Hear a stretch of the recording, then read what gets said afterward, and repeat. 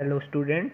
आज मैं बात करने वाला हूँ सीटीपी के क्वेश्चनों की जो कि आपके हर एग्ज़ाम में देखने को मिल जाएंगे, चाहे आपके यूटेट हो, चाहे सीटेट हो, चाहे एलटी का एग्ज़ाम हो। इसके अलावा ये क्वेश्चन आपको लेक्चरर के जो प्रारंभिक परीक्षा होती है उसमें भी कुछ देखने को मिल जाएंगे। तो यहाँ पे आपको डेमो दिखाया जा रहा है कि किस प्रकार के क्वेश्चन आपके एग्जामिनेशन में आ सकते हैं। आगे के लिए हम लोग चैप्टर वाइज इसका अध्ययन करेंगे। तो चलिए आगे देखते हैं किस प्रकार के क्वेश्चन हमारे एग्जाम में आ सकते हैं। तो जैसा कि आप यहाँ पे देख रहे हैं कि बाल्यकाल होता है। तो बाल्यकाल कब से कब का होता है, यहाँ पे आपको ऑप्शन दिए गए हैं कि ऑप्शन ए है जन्म से लेकर 3 वर्ष की आयु तक, ऑप्शन बी है तीसरे वर्ष से लेकर 6 वर्ष की आयु तक, और ऑप्शन सी है छठे वर्ष से लेकर 12 वर्ष की आयु तक, और ऑप्शन डी यहाँ पे दिए गए है दूसरे वर्ष से लेकर 10 या 12 वर्ष की आयु तक। तो आप इसमें सोच सकते हैं कि आपने पढ़ा होगा चाइल्ड डेवलपमेंट का, जब आपने बीएड में अध्ययन किया होगा तो आपको बताया गया होगा कि जो बाल्यकाल है वो कब का रहता है। तो चलिए अब देखते हैं। तो इसका ऑप्शन सी सही है। तो ऑप्शन सी क्या है, छठे वर्ष से लेकर 12 वर्ष की आयु तक। तो अब यहाँ पे हम देखते हैं कि बाल विकास को सामान्यतः 4 भागों में बांटा जाता है या 4 अवस्थाओं में करता है। तो वो 4 अवस्थाएं यहाँ पे आपके स्क्रीन पे दिख रही होंगी कि शैशवावस्था जन्म से लेकर 5 या 6 वर्ष तक होती है, और बाल्यावस्था 5 या 6 वर्ष से 12 वर्ष तक की होती है, किशोरावस्था 12 से 18 वर्ष तक की, और प्रौढ़ावस्था या इसको हम युवावस्था भी बोल सकते हैं, कब से कब तक 18 वर्ष से जो है 40 वर्ष तक की होती है। तो इस प्रकार से हम इसमें से कोई सा भी क्वेश्चन आ सकता है, जरूरी नहीं कि यहाँ पे बाल्यावस्था आया है। शैशवावस्था आ सकता है, किशोरावस्था आ सकता है, या युवावस्था को हम मान सकते हैं कि कैसे एग्जाम में ये क्वेश्चन आते हैं। तो ये क्वेश्चन का ये एग्जाम्पल है, ठीक है। तो नेक्स्ट क्वेश्चन पे जाते हैं कि निम्नलिखित में से कौन सा आयु समूह परवर्ती बाल्यावस्था श्रेणी के अंतर्गत आता है, यानी कि परवर्ती बाल्यावस्था श्रेणी के अंतर्गत कौन सा समूह आएगा। हम देखेंगे कि इसमें अलग अलग समूह दिए गए हैं, 11 से 18 वर्ष, 18 से 24 वर्ष, और जन्म से 6 वर्ष, और 9 से 12 वर्ष। तो ये 4 ऑप्शन हमारे स्क्रीन पे हैं। तो सही ऑप्शन इसका होगा ऑप्शन डी। तो ऑप्शन डी कौन सा है, प्रवर्ती बाल्य अवस्था की आयु 9 से 12 वर्ष की मानी जाती है, और इस आयु में जो शारीरिक विकास की गति होती है कुछ धीमी हो जाती है, परंतु इस अवधि में शारीरिक विकास दृढ़ता की ओर उन्मुक्त होता है, यानी कि मजबूती, शरीर को जो है एक मजबूती मिलती है। इसी कारण 9 से 12 वर्ष की अवधि को परिपक्व काल भी कहा जाता है, यानी परिपक्व का मतलब परिपक्वता की ओर जो है वो बढ़ता है, ठीक है। अगला क्वेश्चन देखते हैं। स्व केंद्रित अवस्था होती है। स्व केंद्रित मीन्स यहाँ पे आप बोल सकते हो सेल्फ सेंटर्ड, यानी कि क्या अपने में ही केंद्रित कौन सी अवस्था के अंतर्गत बालक रहता है। तो यहाँ पे ऑप्शन दिया गया है, ऑप्शन ए है जन्म से 2 वर्ष तक, ऑप्शन बी है 3 से 6 वर्ष तक, ऑप्शन सी है 7 वर्ष से किशोरावस्था तक, और ऑप्शन डी है किशोरावस्था में। तो अब इसका सही आंसर जानेंगे, इसका ऑप्शन बी।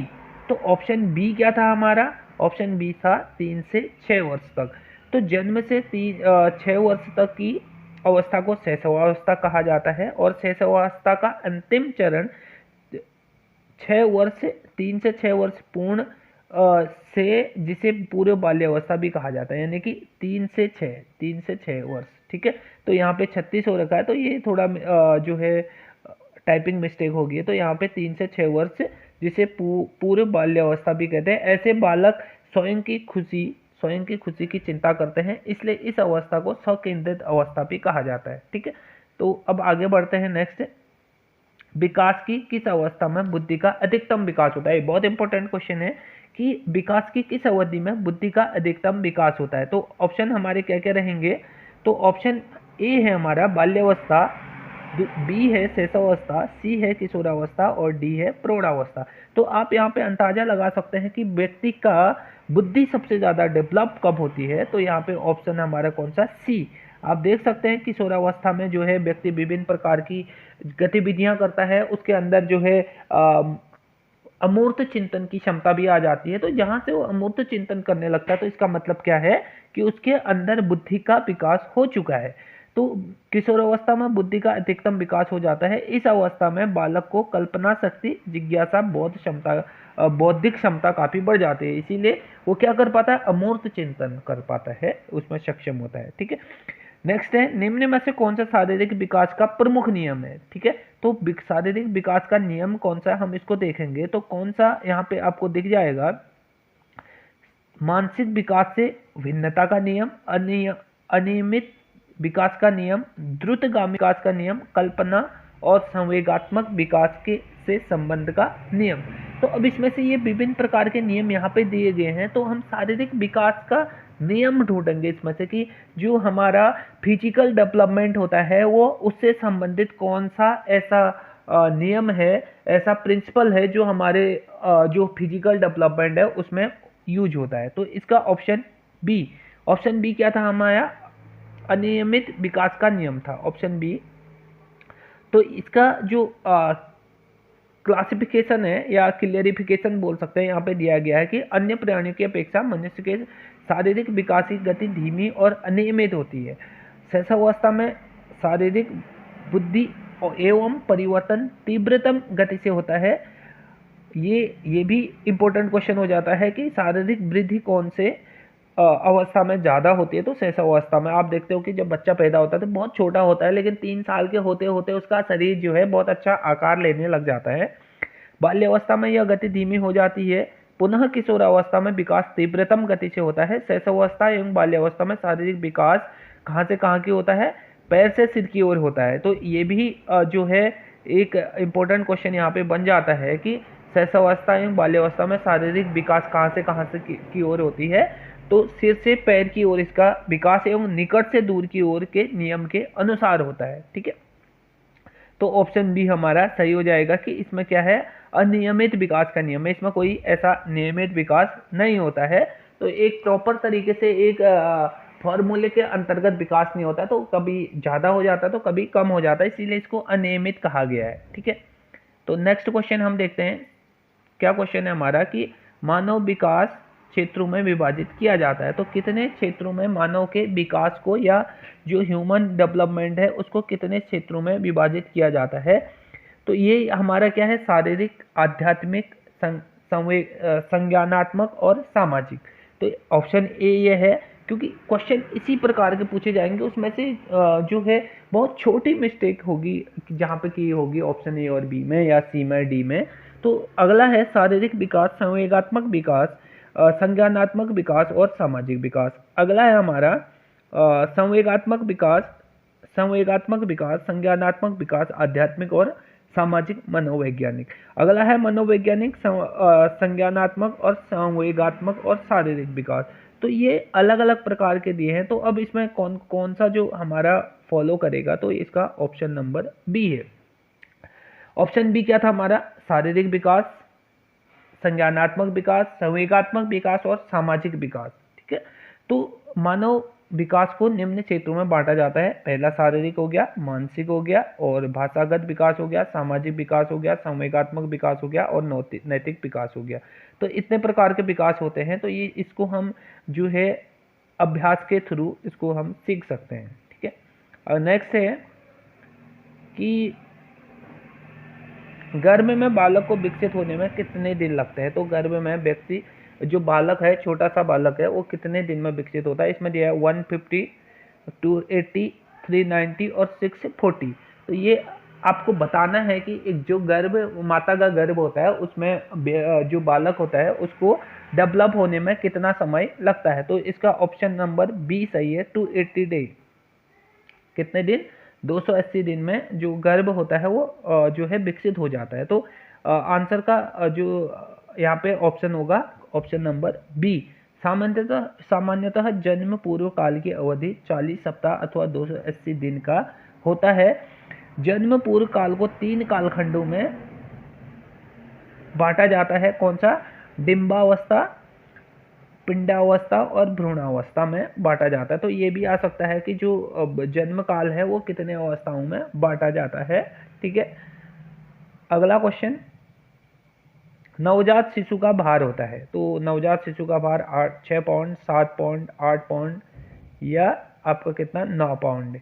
तो कितना पाउंड होता है ये आपको लगभग इसमें क्या बताना कि कोई लगभग जो कॉमन भार होता है वो कितना होता है। तो इसका ऑप्शन नंबर बी तो क्या हो जाएगा, नवजात शिशु का भार लगभग 7.5 पाउंड या 3.17 केजी होता है एवं इसकी लंबाई 19.5 इंच होती है। इस अवस्था में वह माँ के दूध पर निर्भर रहता है। ठीक है, नेक्स्ट हमारा क्वेश्चन है, तो हम इस क्वेश्चन को देखते हैं कि बालक का समाजीकरण विकास प्रभावित होता है, यानी कि जो बालक के अंदर सोशल क्वालिटीज होती हैं या जो सोशलिटी होती है उसके अंदर वो कौन उसको प्रभावित करता है, आर्थिक स्तर से, विद्यालय स्तर से, परिवार स्तर से, इनमें से सभी। तो बालक का सोशल जो डेवलपमेंट होता है या जो सामाजिक विकास होता है वो कैसे प्रभावित होता है, तो ऑप्शन नंबर डी इन सभी से। तो इन सभी से हम देखेंगे दिए गए विकल्प में बालक का जो सामाजिक विकास सभी प्रभावित करते हैं। बालक पहले परिवार का सदस्य होता है, फिर विद्यालय जाता है, वहाँ सीखता है, तथा सामाजिक आर्थिक स्तर भी बालक को समाजीकरण में सोशलाइजेशन में जो है अपनी भूमिका निभाता है। हम देखते हैं कि जिसका आर्थिक कंडीशन बहुत अच्छी होगी तो उसका जो आत्मविश्वास होगा और लोगों से घुलने मिलने का तरीका होता है वो बहुत बेहतरीन हो जाता है। वहीं एक गरीब घर से आने वाला व्यक्ति कहीं पे भी बोलने से हिचकता है या कुछ ऐसे काम करने से हिचकता है, तो कहीं ना कहीं उसके डेवलपमेंट को प्रभावित करने का कार्य करता है। अगला क्वेश्चन है आपका, जन्मोत्तर या जन्म के बाद की विकास की दूसरी प्रमुख अवस्था कौन सी है। ठीक है, तो प्रमुख दूसरी अवस्था बतानी है। ऑप्शन ए गर्भावस्था, शैशवावस्था, किशोरावस्था और बाल्यावस्था। तो दूसरी अवस्था, याद क्वेश्चन ध्यान से पढ़ेंगे कि दूसरी प्रमुख अवस्था, तो यहाँ पे हमारा ऑप्शन नंबर बी सही हो जाएगा। ऑप्शन नंबर बी क्या था हमारा, जन्म के विकास की अवस्था दूसरी, पहली अवस्था शैशवावस्था हमने पढ़ी थी, दूसरी अवस्था बाल्यावस्था हमने, तथा तीसरी अवस्था हमने किशोरावस्था पढ़ी थी। ठीक है, हमने जो पहला क्वेश्चन किया था उसमें सारी चीजें हमने देख लिया था। अब खिलौनों की अवस्था, यानी कि कौन सी अवस्था में बालक खिलौनों से खेलने का कार्य करता है। तो पहला पूर्व बाल्यावस्था, उत्तर बाल्यावस्था, शैशवावस्था और इसमें से सभी। तो इनमें से सभी ये ऑप्शन नंबर डी है। तो अब हम देखेंगे इसमें से कौन से अवस्था में बालक जो है क्या करता है, खिलौनों से खेलने का काम करता है। तो इसका क्या हो जाएगा, ऑप्शन नंबर ए पूर्व बाल्यावस्था। तो पूर्व बाल्यावस्था की अवस्था 3 से 6 वर्ष मानी जाती है। यहाँ पे मिस्टेक हो रखी है लिखने में। ठीक है, 3 से 6 वर्ष मानी जाती है। इस आयु वर्ग को खिलौनों का आयु कहा जाता है या खिलौनों की आयु कहा जाता है, क्योंकि इस अवस्था में बालक अपने खिलौनों के साथ ही खेलते रहता है। ठीक है, अगला, वयः संधि काल में निम्न में से कौन सा बाह्य अभिव्यक्ति नहीं है। तो इसका ऑप्शन नंबर एक, प्रभुसत्ता के विपरीत विरोध, अशांति, आत्मनिर्भरता के प्रति आग्रही, सक्रिय खेलों के स्थान पर बैठे रहकर खेलना अधिक पसंद करता है, यानी कि वयः संधि काल। तो इसमें ऑप्शन नंबर डी सही हो जाएगा। वयः संधि एक संक्रमण काल होता है जो बाल्यावस्था तथा किशोरावस्था के मिश्रित गुणों से बनता है। इस अवस्था में बालक अस्थिर, अशांत और विद्रोही स्वभाव का होता है। सक्रिय खेलों के स्थान पर बैठकर खेलना बाल्यावस्था के प्रमुख गुण होते हैं। तो ये बाल्यावस्था के गुण में आप भी आगे क्वेश्चन आता है तो उसमें देख सकते हैं। नेक्स्ट क्वेश्चन है हमारा, निम्न में से कौन सा बालकों के अधिगम एवं विकास में सबसे अधिक योगदान देता है। तो कौन सबसे अधिक योगदान देता है, ऑप्शन ए हमारे परिवार, समवयस्क समूह और टेलीविजन। परिवार, समवयस्क समूह और अध्यापक, परिवार, खेल एवं कंप्यूटर, परिवार, खेल एवं पर्यटन। तो इसमें हमने देखना है कि विकास बालक का सबसे ज्यादा कहाँ होता है। तो आप इस हिसाब से अंदाजा लगा सकते हैं कि कौन सा, बी, ऑप्शन बी। देखिए सबसे पहले वो घुलता मिलता कहाँ, परिवार में। दूसरा कहाँ पे, समवयस्क मीन्स होता है कि उसके समकक्ष जो बच्चे हैं, यानी कि अपनी आयु वर्ग के बच्चे। उसके बाद वो विद्यालय में सबसे ज्यादा इंटरेक्शन किससे करता है, टीचर से। ये क्वेश्चन नंबर अगला है हमारा, क्वेश्चन नंबर 14 यहाँ पे आप देख रखे हैं कि वृद्धि के बारे में क्या सही नहीं है। तो वृद्धि, ऑप्शन नंबर ए है, अभिवृद्धि शारीरिक होती है, अभिवृद्धि मात्रात्मक होती है, अभिवृद्धि मापनीय होती है, अभिवृद्धि जीवन पर्यंत चलने वाली प्रक्रिया है। तो इसके बारे में हमने क्या देखना है कि इसमें से कौन सा रॉन्ग है ये हमने देखना है। ठीक है, तो चलिए हम देखते हैं कि इसमें कौन सा कुछ आंसर सही आंसर हमारा हो सकता है। तो इसमें हमारा सही आंसर है आपका ऑप्शन नंबर डी, अभिवृद्धि जीवन पर्यंत चलने वाली एक प्रक्रिया है। ठीक है, क्योंकि जो वृद्धि होती है वो विकास का ही एक भाग होता है और वृद्धि विकास में समाहित होती है। ठीक है, तो विकास एक ब्रॉड वे में है और वृद्धि इसके अंदर आता है। अगला क्वेश्चन है हमारा, निरीक्षण विधि में किया जाता है। तो निरीक्षण विधि में क्या किया जाता है? तो अपना अध्ययन, अपने व्यवहार का अध्ययन, दूसरों के व्यवहार का अध्ययन और व्यवहार का अध्ययन। जब हम बोलते हैं कि हम इसका निरीक्षण कर रहे हैं तो हमें उसी से पता लग जाएगा कि इसका ऑप्शन नंबर कौन सा, सी वाला। ऑप्शन नंबर सी क्या था हमारा? ऑप्शन नंबर सी था हमारा दूसरों के व्यवहार का अध्ययन। तो जो निरीक्षण प्रक्रिया है उसमें कोई व्यक्ति किसी दूसरे व्यक्ति के कार्यों की जांच का अध्ययन करता है। निरीक्षण में स्वयं को मूल्यांकन करना पक्षपातपूर्ण होता है, इसलिए निरीक्षण विधि में दूसरों के व्यवहारों का अध्ययन किया जाता है ताकि जांच पक्षपातपूर्ण न होकर तटस्थ रहे। तो यानी कि अगर हम खुद के निरीक्षण के द्वारा खुद का ही मूल्यांकन करेंगे तो वो पक्षपातपूर्ण मानी जाएगी। इसीलिए जो निरीक्षण विधि होती है उसमें किसका अध्ययन किया जाता है? दूसरों के व्यवहार का अध्ययन किया जाता है। ठीक है, नेक्स्ट देखते हैं कि केस स्टडी क्या है। तो केस स्टडी के संबंध में क्या सही, यहाँ पे आप देख सकते हैं केस स्टडी के संबंध में क्या सही नहीं है। तो अब क्या सही नहीं है हम इसको देखेंगे कि क्या सही नहीं है इसमें। यह एक वैज्ञानिक विधि है, यह विधि बहु जटिल है, यानी कि यह सरल और सस्ती है, यह कारण का पता लगाकर समस्या का निदान करती है। तो अब इसमें हम देखेंगे कि क्या हो सकता है। ऑप्शन नंबर बी, क्या सही नहीं है, हमें पूछा गया था कि सही नहीं है, बाकी सब चीज़ें सही हैं। यह एक वैज्ञानिक विधि है, बिल्कुल सही है। यह सरल और सस्ती है, भी बिल्कुल सही है। और यह कारण का पता लगाकर समस्या का समाधान करते हैं। कभी कभी क्वेश्चन ऐसे भी पूछा जाता है केस स्टडी क्या है और उसमें से क्या क्या ऑप्शन सही हैं। तो ये 3 ऑप्शन भी सही हैं, तो ये भी आ सकते हैं। और गलत को छांटो आएगा तो यह विधि बहुत जटिल है, यानी कि बहुत ज़्यादा जटिल नहीं है, ये विधि बहुत ज़्यादा सरल है। नेक्स्ट क्वेश्चन आ जाता है हमारा। नेक्स्ट क्वेश्चन क्या है हमारा, देखेंगे निम्नलिखित में से कौन सा बाल विकास का एक सिद्धांत नहीं है। सिद्धांत नहीं है, छांटना है हमने, है नहीं बल्कि नहीं है। ठीक है, कौन सा बाल विकास का एक सिद्धांत नहीं है। यह सभी विकास एक क्रम का पालन करते हैं। विकास के सभी क्षेत्र महत्वपूर्ण हैं।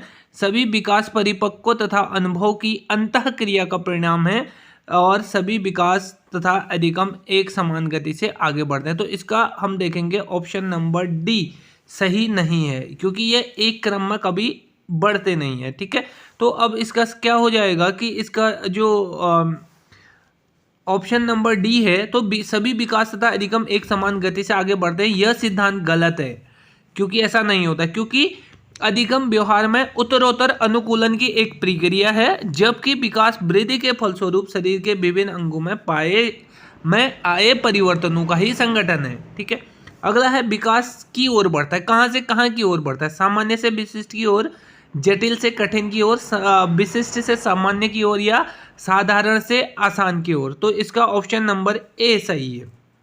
ऑप्शन नंबर ए यहाँ पे आपको दिख रहा है, तो ऑप्शन नंबर ए क्या है?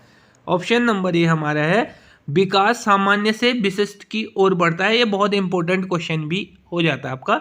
यानी कि हम देखते हैं कि नवजात शिशु अपने शरीर के किसी एक अंग का संचालन करने से पूर्व अपने शरीर का संचालन करता है और किसी विशेष वस्तु की ओर इशारा करने से पूर्व अपने हाथों को सामान्य रूप से चलाता है। यानी कि जब छोटा बच्चा होता है तो वो क्या करता है कि उस वस्तु को पकड़ने से पहले अपने हाथ की उंगलियों को बार बार खोलता है और उसको पकड़ने की कोशिश करता है। लास्ट में वो उसको पकड़ने में भी सफल होता है।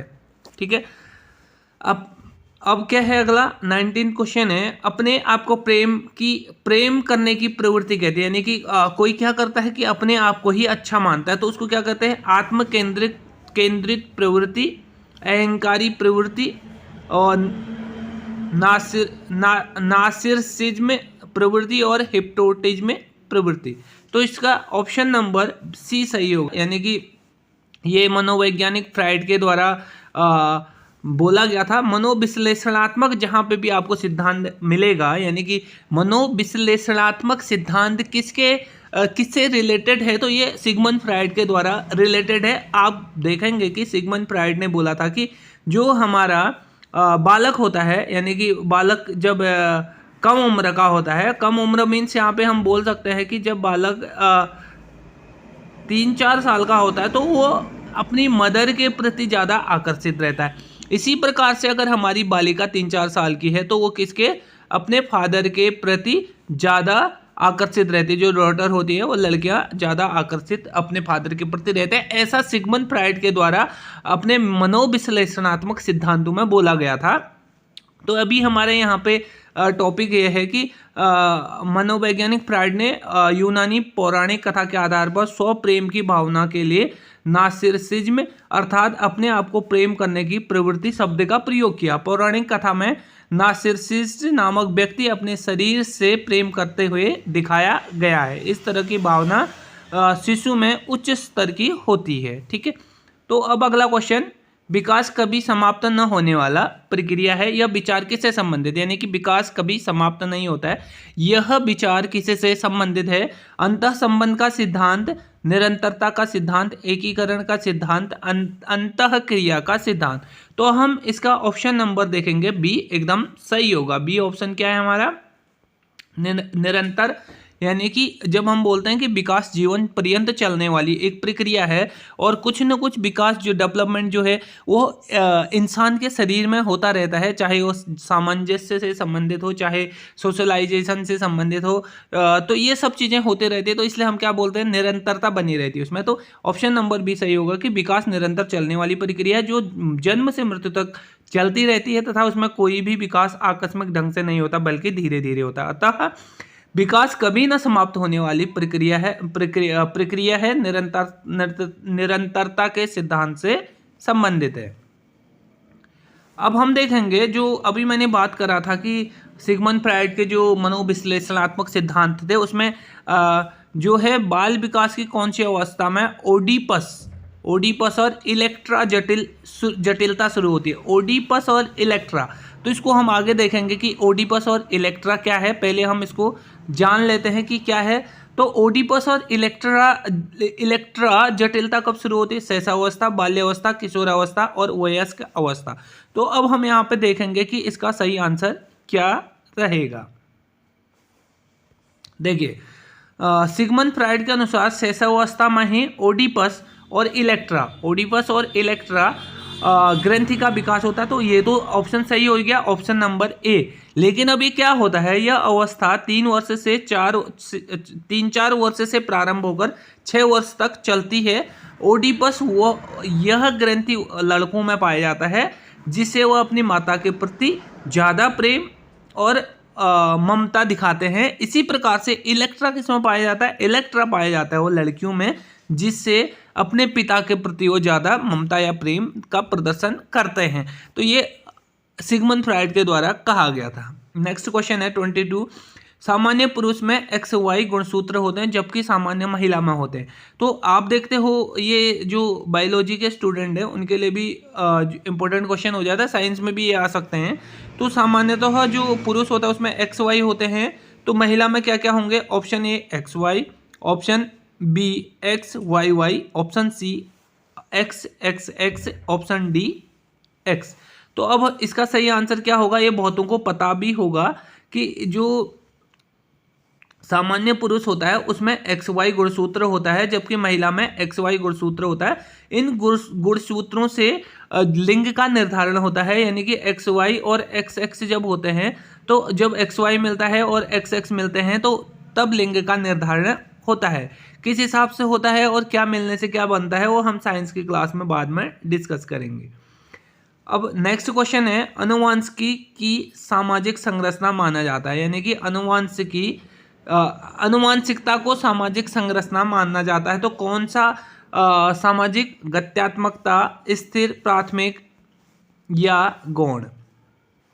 तो हम देखेंगे अनुवांशिकी क्या होता है, जिसमें हम परिवर्तन नहीं कर सकते हैं। तो जिसमें परिवर्तन नहीं कर सकते हैं तो उसे हम क्या बोलेंगे, प्राकृतिक बोलेंगे। तो प्राकृतिक ऑप्शन नंबर बी सही हो जाएगा। अनुवांशिकता या अनुवांशिक गुण प्रत्येक व्यक्ति को अपने माता पिता से प्राप्त होता है, जो कि स्थिर होता है। तो ऑप्शन नंबर बी स्थिर सही हो जाएगा, इसमें हम बदलाव नहीं कर सकते हैं।